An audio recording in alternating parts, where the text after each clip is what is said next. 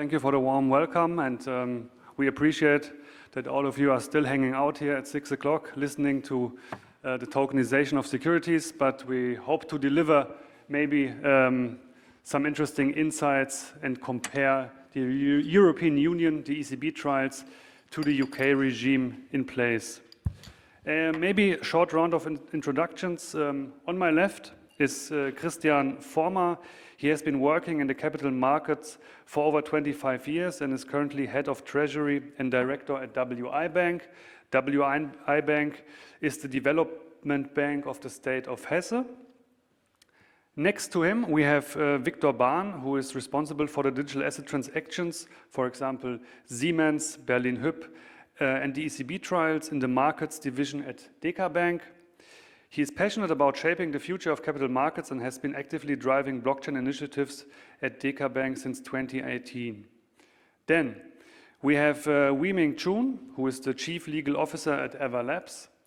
Everlabs contributes to the Avalanche blockchain and develops software that simplifies how enterprises, institutions, and startups can leverage blockchain technology. He was previously working at other blockchain startups, and prior to practicing law, he was a software engineer at a hedge fund. Next to him, we have Max Heinzle, who is founder and CEO of 21X, which has secured the first ever license to operate a fully regulated exchange for trading and settlement of digital assets under the European Union's DLT pilot regime. And last but not least, we have Michael Thomas. He is a financial services partner at the global law firm Hogan Lovells. Michael heads the investment and markets team and is the global co-head of FinTech. He advises all types of financial institutions, market infrastructure, government bodies, and digital asset businesses on regulatory matters. So we decided to cover the topics that we have to cover actually from the German perspective first during the ECB trials, and would like to shed some light on the roles that were actually necessary or observable during the ECB trials. And that would lead to you, Christian. Maybe you could elaborate a bit on the role that WIBank played during the ECB trials. You were an issuer. Maybe you can shed some light out of your role and your observations during the ECB trials.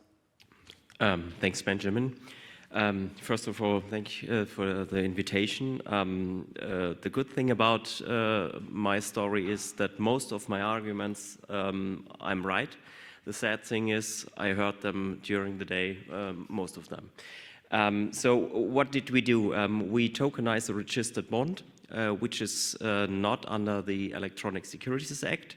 So therefore, our proof of concept was how can we get it done?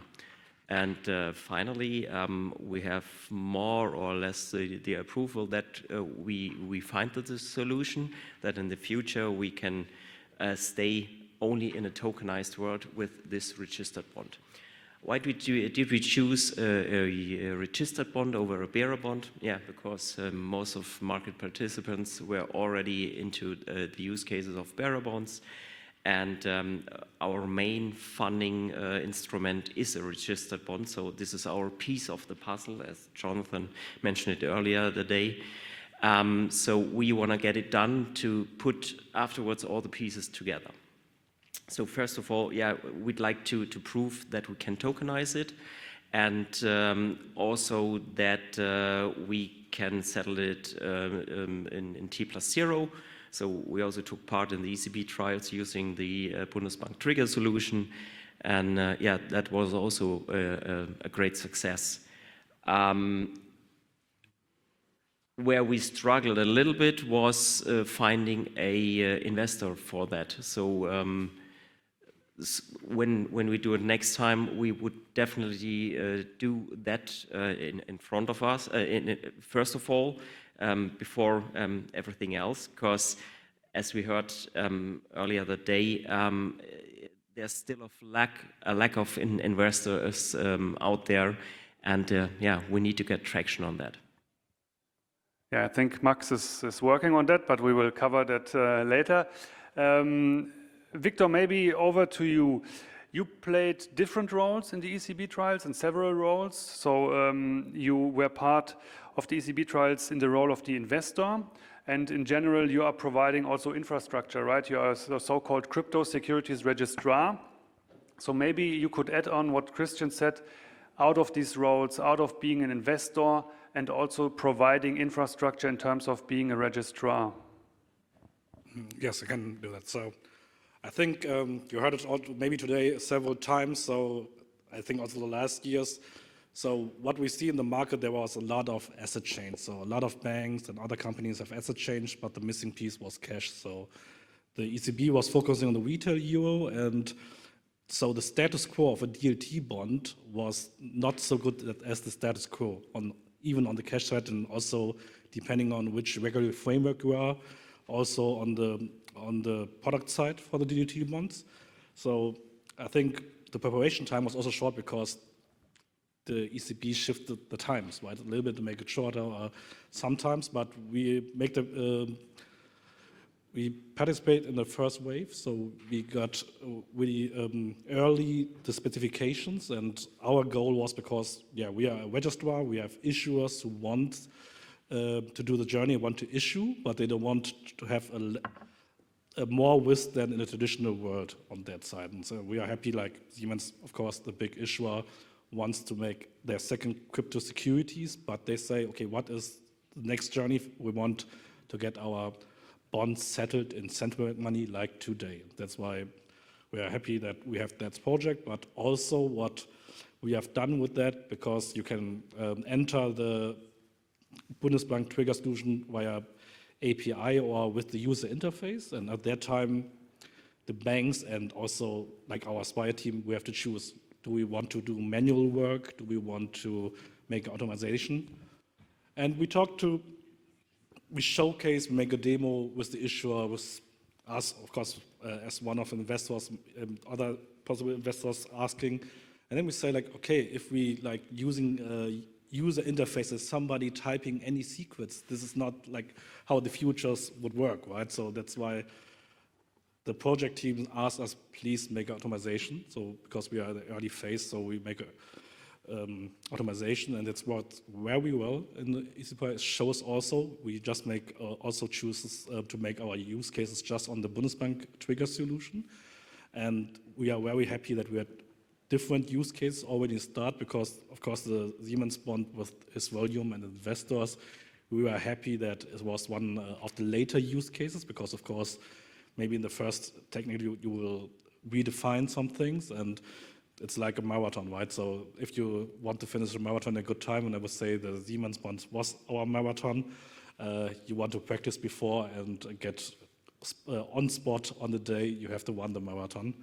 And yes, and we are really taking part also as an investor on that side, and I think you heard it today. So even with the cash on chain, what everybody's hoping, and what we also see is that it has such a great participation with like, I think over 60 participants, it was 8 jurisdictions, it was 1.6 billion transaction volume, and you see that the market has to collaborate, like issuers like KfW, Siemens, WIBank, and others came because the market participants has a voice. The regulators will hear of them if there's kind of the transactions, and then you also see that the market normally expects that the ECB will tell something in May about how it's continue. It will take more years to done, but they announced it in February, and it shows that with a great participation, with great players, great issuers,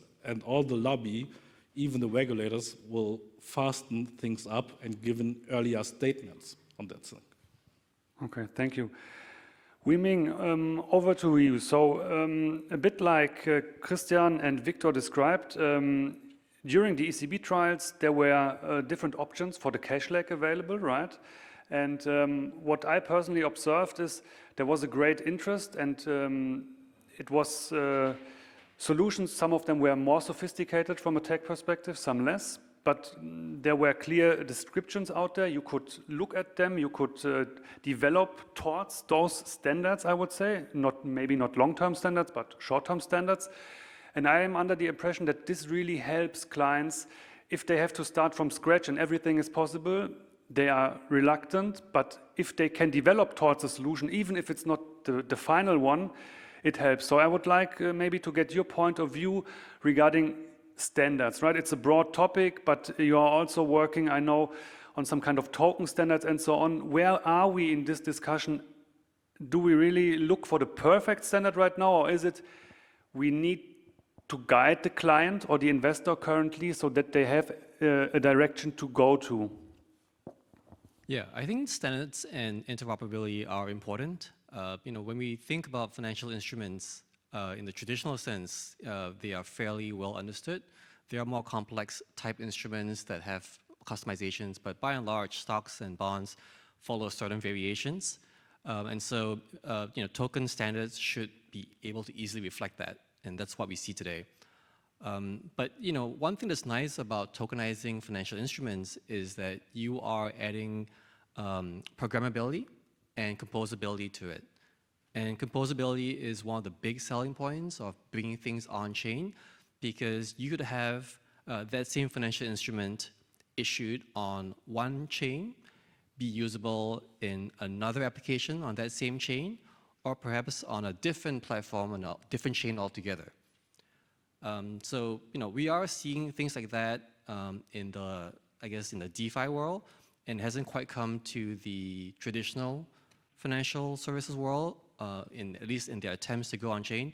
But I do see that as the next step. So for example, right, if you were going to launch a stock exchange on chain, you would most certainly want to have a custom blockchain for your exchange. Because you want performance, you don't want to share your block space with another chain. But a custodian or a clearinghouse or a settlement provider or a broker-dealer may prefer to launch their business on a different chain. It could be their custom chain, or it could be some other, like a public blockchain.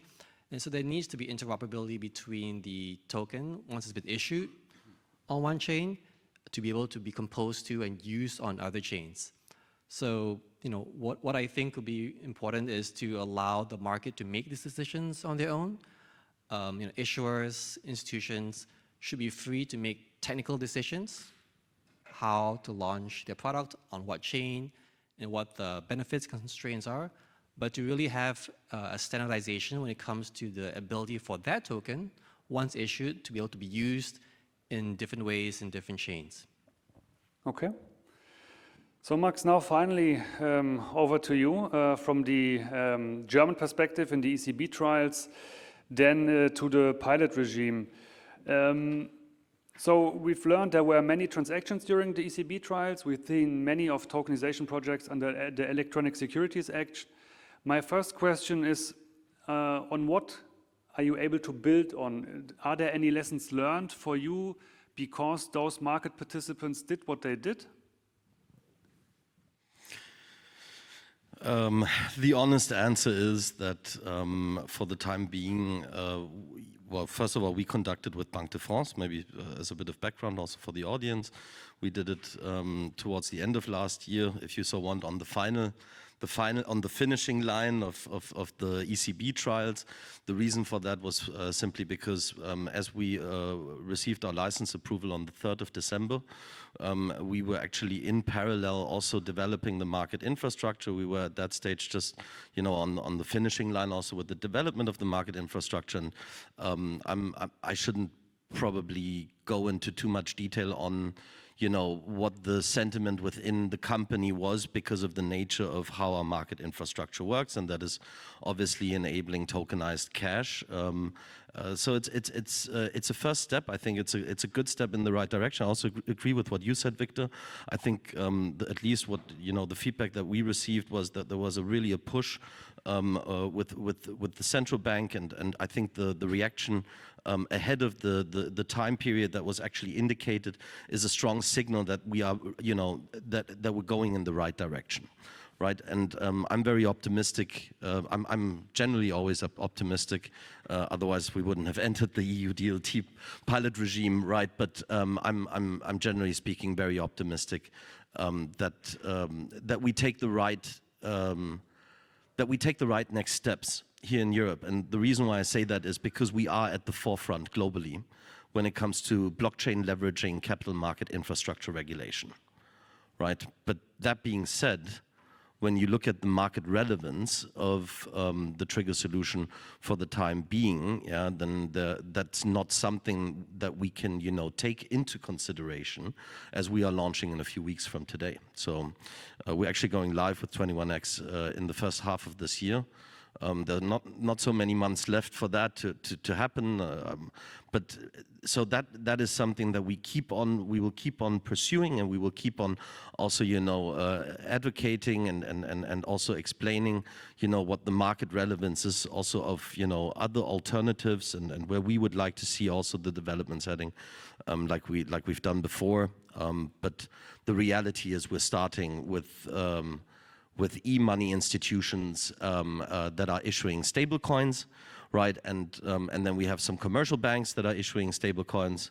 Yeah, and then hopefully in the near future, we will also see other alternatives to that, because I think that will be essential also for market developments, right? I just wanted, if you allow me to, I wanted to quickly add to what you said, because I thought that was great. And that is interoperability, and maybe also for the audience to understand. So with the DLT TSS license, the license approval actually covers for us to operate 21X on multiple blockchains. And we launched on Polygon or we are launching on Polygon POS, yeah, as a first step. And people often ask me, you know, why are you doing it on Polygon POS? Even though we are also talking to Avalanche and looking if we can also, you know, integrate also other protocols now in the next few weeks. We'll make a decision on that, and then we'll align with the regulator, we'll do the notification, we'll elaborate on the differences between different chains, and then we'll actually operate 21X in parallel on different blockchains. And there's actually a risk mitigating component to that. So the regulator, you know, is always concerned about, you know, what happens in the event of a default, right? Even though, you know, what happens if there is a hack or, yeah, if things come to stop. And obviously there are technical, you know, differentiations between different chains. Other chains are maybe more suitable, right? And do we see a lot of difference in development also of the ecosystems on the respective chains? And so maybe to finish up that point that you were saying, that's exactly in line with what we are doing. So we are actually, besides the fact that we're going to operate on multiple chains, we are enabling interoperability, and for that purpose, to also see, you know, other chains being used for the purpose of the asset tokenization is one thing. The next thing will then be to, you know, have a, you know, a method to get those assets onto, you know, also networks that we are running our regulated financial market infrastructure on, to then allow for regulated primary and secondary markets, matching, trading, and settlement to happen on chain. Yeah, and that's, I think that's why Chainlink and Layer 0 and others, Layer 0 I haven't announced yet, but that's okay. Chainlink we just announced in December. That's why we are going down that route. Yeah. Maybe just to add here a brief question, Max.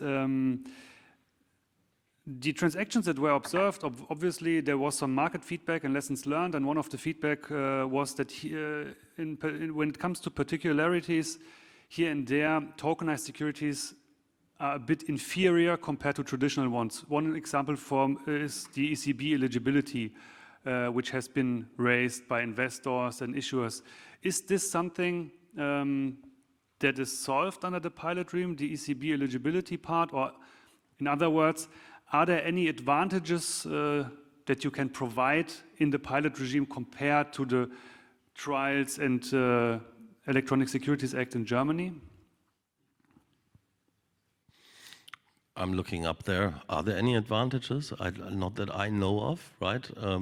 I don't think that. Not to my knowledge. Not that I would be aware of.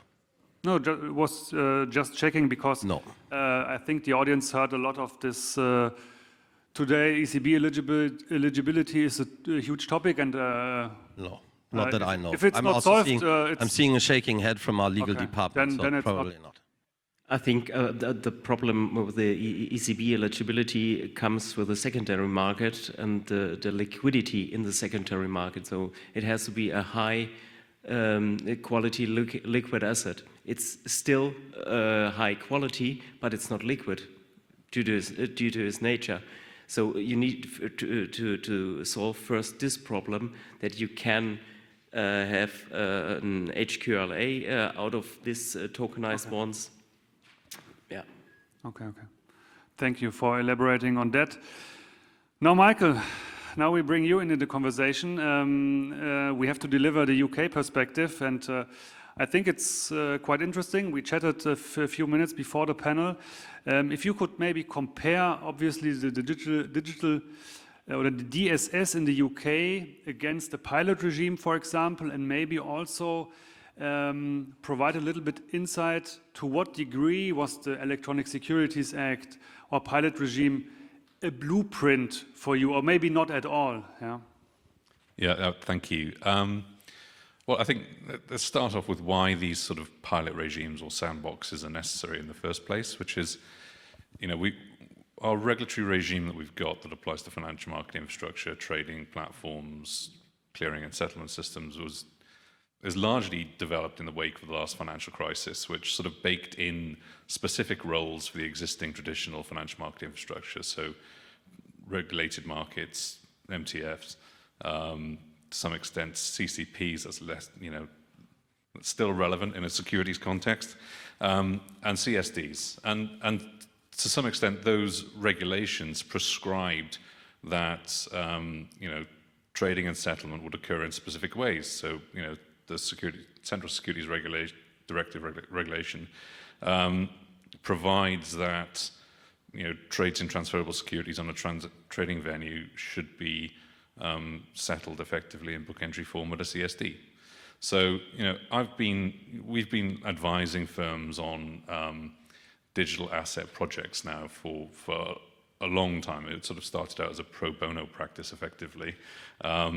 But we were involved in sort of securities issuances by UK companies, but they were limited in the sense that there wasn't really an ability to really monetize the tokenized security, because you couldn't have it traded on the secondary market, because you would need to link into the traditional infrastructure, and there weren't really the links. The infrastructure itself wasn't sure about what necessarily to do, and there's a lot of law that gets in the way. So the purpose of these sandboxes, whether it's a EU pilot regime or it's the UK Digital Security Sandbox, is to try and modify the application of that existing legacy law to make it easier to have new business models for trading and settlement systems that can facilitate, on-chain trading and settlement. Now, that means that you can have a CSD or digital CSD or a security settlement system that is able to settle digital securities and is able to interface with trading venues that provide the same, or it will enable you to have an integrated trading venue and security settlement system. We call that a hybrid model in the UK, and you call it a TSS in the sort of EU DLT pilot regime. So, and I think you said your system is a TSS, right? Yeah. Yeah, correct. And actually, just to maybe add to what you just said, and also because I think it's interesting for the audience, we have 17 exemptions from CSDR in Europe, right? So what it allows us to do is to bypass Euroclear and Clearstream, right? Well, not us, but our clients are bypassing Euroclear and Clearstream for the purpose of registering securities natively on-chain, right? Doesn't mean that we cannot do digital twins, but exactly like you say, in order for the magic to really happen, right? And that's also why I said earlier, blockchain leveraging capital market infrastructure regulation to really innovate, that's why we at least are convinced that some of the early movers over the last, say, 6, 7, 8 years, right? An example like, Switzerland, based STX, they tried to use a technology and they put it into old existing market infrastructure regulation, and we see what the outcome is of that. Yeah, and I mean, you know, the two regimes in the UK and Europe are very similar in some respects. They're trying to do the same thing. They started from different starting points. I mean, and the EU DLT pilot regime went first, so it really was trying to think ahead as to what, you know, what could best facilitate innovation in this area. I think there were some sort of concerns about the way in which it was framed at the outset. So, for example, it's a common feature for both types of both UK and European regime that they have, say, limits on the amount of trading in particular asset classes that you can do through the pilot regime or the DSS. I think those limits were sort of hard-coded into the EU DLT pilot regime. Not on trading volume? Not actually on the trading volume, but it's in regards to the volumes at the time of admission to trading on the actual trading platform. Yeah. And there's a total volume then afterwards also, if you aggregate all the products listed on the DLT market infrastructure, then there are thresholds from 6 billion, exceeding 6 billion, then also going up to a maximum of 9 billion, which is really small. Yeah, and I think that at the outset there was some anxiety from some banks to say, well, I mean, this isn't going to, you know, we could eat up our capacity within, you know, a couple of months or a couple of days maybe. Depends how quickly they want to get into it. The UK sort of saw that and thought, well, actually, we need a bit more of a flexible regime. So that there are initial capacity limits that apply to each firm day one on go live, and they're intended to be level. That means to ensure that there's a level playing field within the sandbox. But then there's a scaling process which is baked into the different gateway stages that operate throughout the journey through the sandbox, which enables a lot more flexibility for the regulators to switch up the actual limits that firms can operate within. So I think that's sort of like the UK's had the advantage of coming a bit later. And they've also, the other thing, they've also set up the sandbox is open for a lot longer. It's a 5-year window, whereas which is extendable, whereas the EU's had the sort of initial 3-year window, and we're into year 2 now. Well, we're into the 3rd year, right?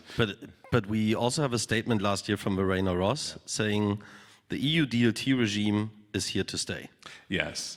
No, but I think the thing about this is, and Max has, you know, clearly been brave and has sort of jumped in and said, like, we'll hold them to their word. But you know, building market infrastructure is complicated and expensive, and so, you know, having certainty that, well, firstly, that this thing is going to be open for a length of time that will enable you to meaningfully use it, and then certainty that it will translate into a more permanent regime going forward, you know, is important for firms that are looking to invest. Now, clearly, you've got yourselves comfortable, but not everyone is necessarily going to have the same level of comfort.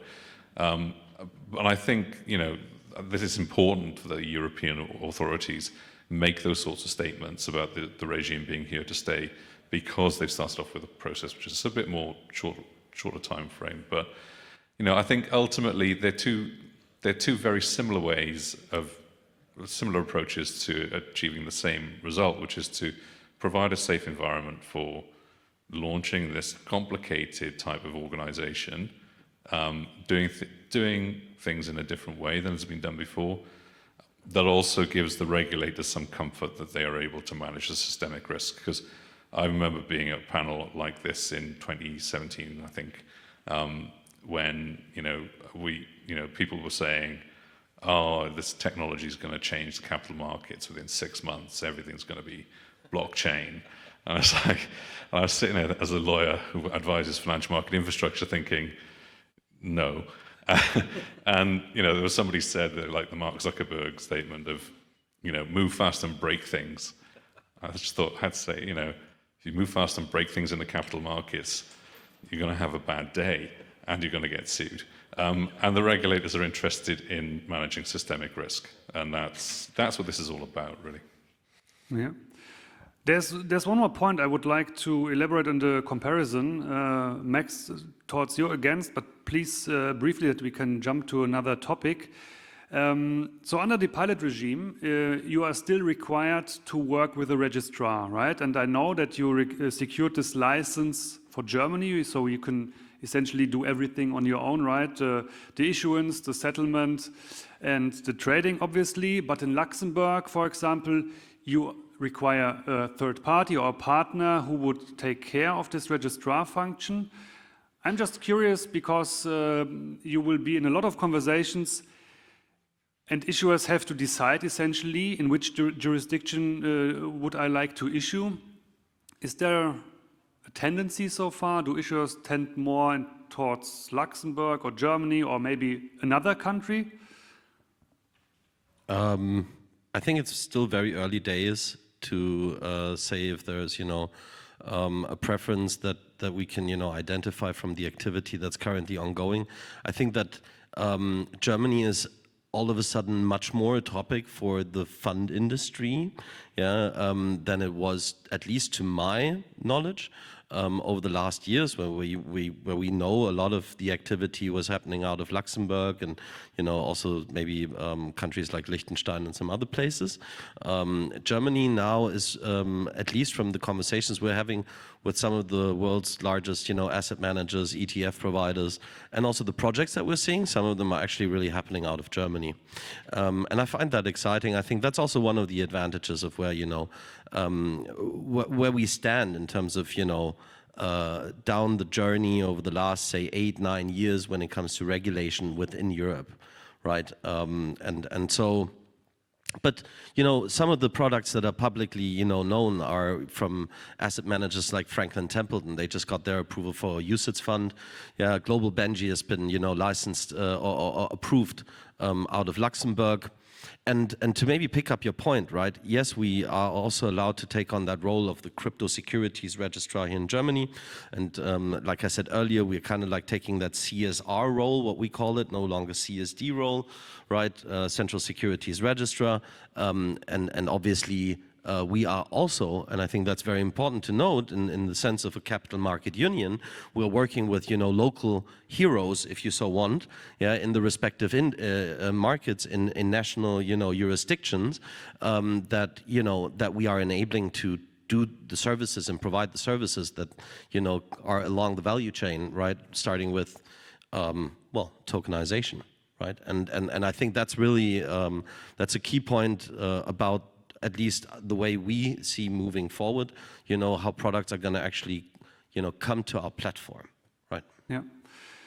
So another topic which we perceive as a major uncertainty currently in the market regarding tokenization projects are the Basel requirements. Yeah, we have the discussion here because maybe as a background, just briefly, Basel came up with the capital requirements for crypto assets, also for Bitcoin, for example, but they also cover the tokenization part of securities.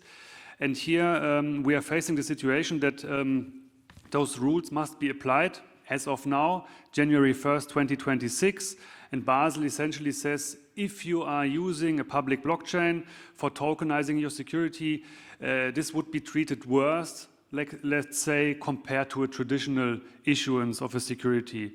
And the fallback, if you want to say, would be to use a private blockchain, to not be obligated to have higher capital requirements. This is what we currently see in a lot of projects, and it's impacting those projects because the issuer is not so sure what to do because the investor essentially might fall under this requirement, and others who are setting up infrastructure are also a bit, I know, Max, you can have your opinion on that, but it is what we are currently facing. So I would like to start with the colleagues maybe from the more traditional finance, Christian and Vitkor. How do you perceive this discussion around the Basel requirements? Yeah, that's definitely a topic. We faced that issue last year when we showed up as an investor in the first tokenized bond from KfW. And the auditor came late on a Friday and told us, okay, with your new product process, please keep that in mind and check that box. And yeah, that's definitely an issue. And from my point of view, and from what I understood is that the risks from public blockchains can be mitigated. And we have also issues with private permissioned blockchains raising risks when, for example, we only have a couple of nodes out there. So maybe the Basel Committee or the regulator should rethink that process again to be more technology open on that point, because otherwise that will lead definitely only in one direction. Agreed. Vitkor, please, from your perspective, also as an infrastructure provider. Yes, or as an investor. So you see that the regulators are also on a journey, right? So crypto assets, they could distinguish between cryptocurrency. I know a lot of people would not be happy, or a security, and say, okay, security with all the national laws, like what the registrar can do with forced transfers, and you can be more technology neutral, but if it's coming in place what it looks like right now, that's why also the issuance were made, a lot of issuance because of the ECB trial in the second half of the year, all ended at the end of 2025. That's the reason. And of course, and Benjamin, we talked the last days about it, that also like the banks are good, and also like the insurance companies who are also an investor seems to follow. And if this doesn't change, you were losing like 2 investor classes, right, out of it. And I think there the regulators have also to learn things, and also the market have to do things, because if you're losing like banks as investors and insurance companies, so okay, you are saying, okay, retail it's fine, or the funds can buy, you have to really get the market as is today. WIBank, please. I know we talked about this also, and you have your opinion, and Max, you will definitely be able to speak to that. I'm giving you a few moments to breathe again. So WIBank, what's your point of view if you hear about such requirements from a tech perspective? Yeah, so clearly a very hot topic for everyone on the panel. So, I mean, look, you know, the Basel Committee made the statement, I think, in December of 2023, and from what I had seen, it was very short. I think they said, if you were to move some of your on-chain activities to process securities transactions on a permissionless blockchain, the risks are much higher. I don't think there was a lot more insight than that. So, you know, there wasn't a lot of guidance about how to mitigate these issues. You know, I would have preferred them to kind of let financial institutions and market participants figure out how to mitigate these issues. You know, the bigger problem is that permissionlessness is a very blunt tool to try and divide the infrastructure of blockchain, right? Because you could have permissionlessness in multiple ways. You know, you could limit who can validate nodes on your blockchain.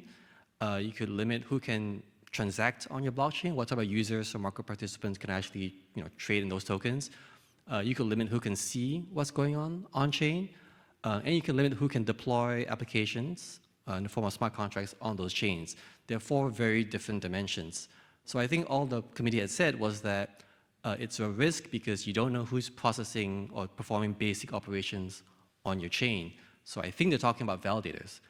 But you could very well have a permissionless open chain where all the validators are whitelisted, right? Or the institution is free to engage validators that it likes, right? Or to perform some sort of vetting process where, you know, you need to acquire an NFT token, right? That allows you the credential to validate on that node. So there are things that can be done from a technological perspective and a business perspective. It would be nice for, I guess, the community to sort of, you know, realize that those options are important for the industry to explore. So yeah, sounds like a lack of education again, right? Marcel, how long do we have left before I hand over to Max? No, it's going to be very short. This is complete, okay. like complete nonsense. It's 6 minutes. It's complete bollocks, as they would say in the UK. Right, and I don't know what it has to do with, whether it is the lobby behind it, or if it's lack of education. Because you heard what Ming just said, and that's just the reality, right? And that is, there is actually no risk associated with the security token. So why do this? We have control rights, we can burn, we can reissue, right? We are, you know, I mean, we are a regulated, supervised entity, right? I mean, this is, in my view, this is a big mistake, exactly in the wrong direction, and it needs to be fixed, and it needs to be fixed very quickly before we see the results of it, right? And just to be clear, I mean, we have no intentions whatsoever to go on private chain, right? We see where the market has been heading over the last 3 years. It's actually financial institutions that have kicked off their activities, their blockchain projects that they are running on private chains that are now starting to open up and moving towards public blockchain. It's not the other way around. Michael, you also have something to add on this discussion? I mean, I agree with everything that's been said there. I mean, you know, regulation typically is, and traditionally has been sort of technology agnostic in the way that regulators apply, you know, their approach to applying regulation, things like risk management standards, hasn't, you know, in some cases we may take into account specific types of activity firms do, but you know what they really should be doing in relation to anything like capital requirements is only turning up the requirement when there is a genuine risk and one that can't be operationally mitigated by effectively operated platforms. And it sounds, I mean, I've heard, you know, a lot of very good points here, but it does sound like that a lot of that nuance is not really necessarily fed through at the right level. And regulation is a blunt tool, really, when you're trying to sort of address sort of a perceived risk without really digging into the detail of really how you can properly mitigate those risks. So yeah, but I mean, this just unfortunately does happen, particularly when, you know, regulation is being set at a global level, effectively, without, and you know, to some extent, there may be anxieties among the standard setters that relate to things that relate to, for example, confidence in the way individual regulators may regulate particular platforms, or lack of understanding of how different property rights or insolvency law may apply in different jurisdictions where there's not really much harmonization, and that might feed into that sort of thinking that may lead to that sort of higher level of anxiety. But I agree, you know, capital requirements are a very powerful regulatory lever that fundamentally affects decisions by financial institutions as to whether they're going to enter into or exit a market. And so that, you know, these sorts of standards shouldn't really be set without proper consideration of the implications of doing so. Yeah, I agree, and I think also it doesn't really take into account that we have this registrar function, right? Because actually this is the role of the registrar. It's licensed either in Germany or in Luxembourg or somewhere else, and this is exactly the role the registrar has to play, right? To ensure that the registry is in place. But yes, as I said, and I agree, Max, this has to be, we need a solution quickly, because as I said, we observe it in our projects, and it's really not helping, because now we're getting closer to 2026 each day, obviously, right? And it more or less limits the options for an issuer currently. Yeah? With that being said, I would like to open up the Outlook section, but here really also reflect the roles you're coming from. Christian, maybe you can start. What would need to happen from a WIBank perspective to issue the next tokenized bond or whatever? We need market adoption. We need investors to come into the market. We heard that there need to be some smaller issues solved, or some issues solved. And what we've seen last year were some landmark transactions, but what we need next is a landmark movement to get it done. Landmark movement. Max, for you, the question is, what will be the exact date of your launch? And how's the pipeline looking? So I would also like to know what the exact date is when we launch. I actually just sent an email yesterday to the team, jokes aside. Let's put it this way, it's going to happen in May. To give that away. And what is the pipeline looking like? I think that it's fair to say that we are dealing now with the world's largest asset managers. We're dealing with the largest, ETF providers. We have some DAX-listed companies and large-scale corporates, but also small and mid-cap corporates that are looking to, enter the space for the purpose of issuing securities. We have interesting structured products that we are looking into, and there's actually also in the pipeline the first tokenized IPO. Yeah, which so all in all, that from the sell side, that's very exciting. On the buy side, we've actually last week started onboarding the first large-scale crypto exchange.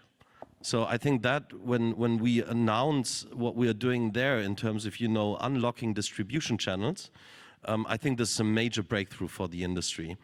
And maybe just to add one more thing, I think that, what we need to see is the industry, certainly there's traction and the momentum is it's building up. So we see a strong increase in demand also for certain tokenized products. But what we need to see and what I expect to happen is at the halftime of the EU DLT pilot regime, right, the three-year period coming to an end, we should be seeing certain loosenings of the restrictions. We should see caps being shifted, and I'm actually very optimistic with the position paper that we put together a few weeks ago, which is now going to the EU Commission and the likes of regulators, that we have a very strong case to make that will be happening, right?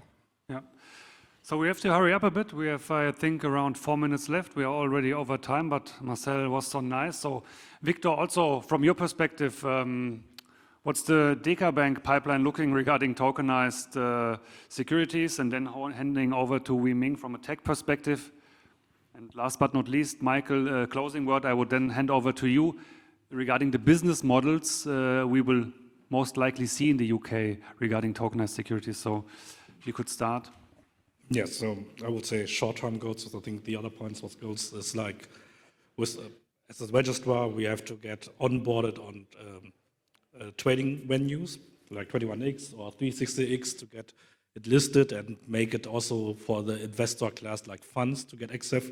Just with secondary market liquidity, they can enter. And the next was also talking several times. I think today is like the ECB eligibility, but you can do like step by step. It's like a journey, but you have to make short-term goals. And I think, of course, we're all thinking if you're in a digital native world, how the world could be, but we shouldn't overcomplicate the things for the regulators because they wouldn't understand it. So it's, I think, still a journey, but step by step. And all the issuers, participants with a market voice should do their work and talk to the regulators to get them educated.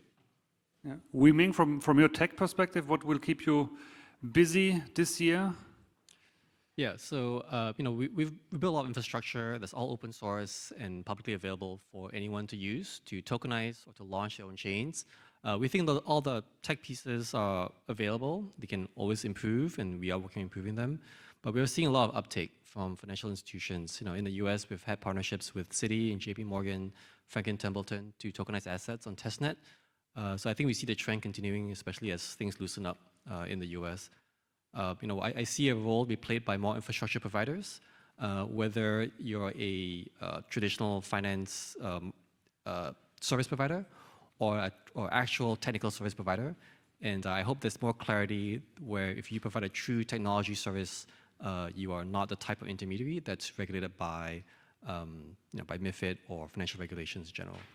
Okay, Michael, I think you have 60 seconds to elaborate on the business models we will observe in the UK. Oh, easy. Yeah. We've got 6 applicants already to the UK DSS. 4 of those are a form of digital securities CSD, or at least they've applied to be able to perform the notary maintenance and settlement functions. 2 of them have applied to be trading venue and settlement system.